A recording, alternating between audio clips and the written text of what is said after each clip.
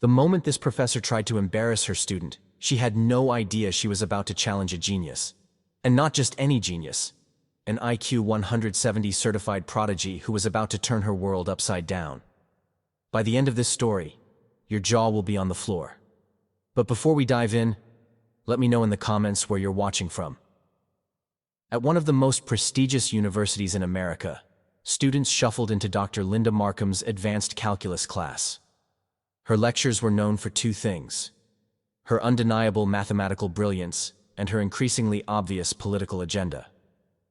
But today, something felt different. Instead of complex equations on the whiteboard, there was a simple sentence written in bold. Today's topic: rethinking academic priorities. A quiet tension settled over the room. Students exchanged glances, some already guessing where this was headed. In the back, a tall, reserved young man adjusted the cuffs of his perfectly pressed black suit. He was quiet, mysterious. Most students didn't know him personally, but they all knew his name: Barron Trump. What they didn't know was that behind his calm demeanor was a mind sharper than anyone in that classroom, including the professor. And they were about to find out.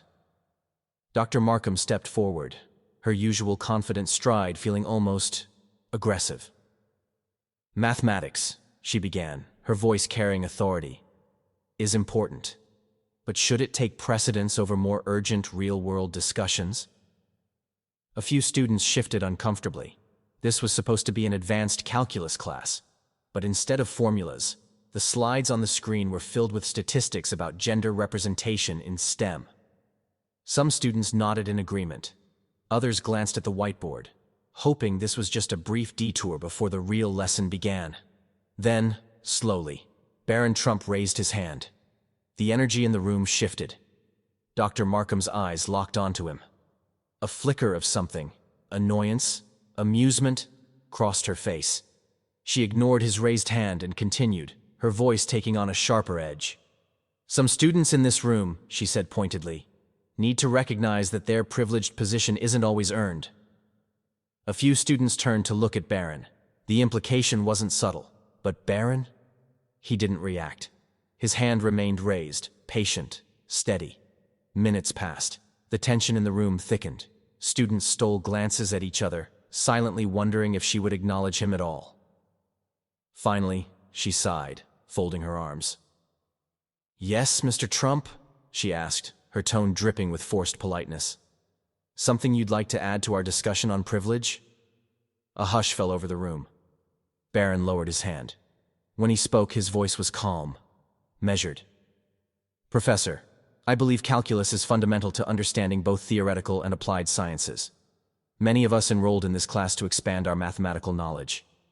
If we reduce the curriculum, wouldn't that disadvantage all students regardless of their background?" A few heads nodded. Someone muttered, "Good point." Dr. Markham's expression hardened. "And you think you, of all people, understand academic fairness?" She shot back, her voice laced with sarcasm. "Tell me, Mr. Trump, what makes you such an expert on educational merit?" What happened next, nobody saw coming. Barron didn't flinch. Instead, he smiled. "I'm not an expert," he said simply. "Just a student who loves mathematics. And I believe its beauty should be accessible to everyone, without politics clouding the discussion." Silence. Dr. Markham's jaw tightened. She turned to the board and with a smirk began writing. The marker screeched across the surface as she crafted a calculus problem so complex that a few students' eyes widened in alarm. This was graduate-level work. "Since you're so passionate about rigorous academics," she said, stepping back, "why don't you solve this for us, Mr. Trump?" The class fell dead silent. Someone whispered, "That's impossible." But Barron? He simply stood up, buttoned his suit jacket, and walked to the front with the same calm demeanor as always. Dr. Markham leaned against her desk, arms crossed, waiting for his humiliation to unfold. But as Barron took the marker, something shifted. He didn't just look at the problem. He studied it. Then, he turned to the class. "This can be solved in two ways," he said casually. "The standard approach, which would take about 20 minutes, or a more efficient method I learned while studying Leibniz's original papers. The professor's smirk faltered. "You've read Leibniz's papers?" she asked, unable to hide her surprise. "In German," Barron replied. "The English translations miss some of the nuances." A ripple of murmurs spread through the class. Without hesitation, Barron began solving. His movements were precise, effortless, and as he wrote, he spoke, not just solving the problem, but teaching it in a way that made even the struggling students understand. Every step was explained, every technique broken down. Dr. Markham's arms slowly unfolded. Her expression shifted from smugness to something more complicated: disbelief, respect, fear. Then he did something nobody expected. Pausing mid-solution, he turned to Dr. Markham. "Professor, would you like me to continue with the traditional method, or should I demonstrate Leibniz's approach?" It was a genuine question, but everyone knew what it really meant. A challenge had been issued, and now it was on her. Her throat bobbed as she swallowed. The class watched, waiting. Before she could answer, the door burst open. Dean Richardson stepped inside, his voice sharp. "Dr. Markham, we need you for an urgent faculty meeting." It was a lifeline, a perfect escape. Dr. Markham exhaled, ready to leave.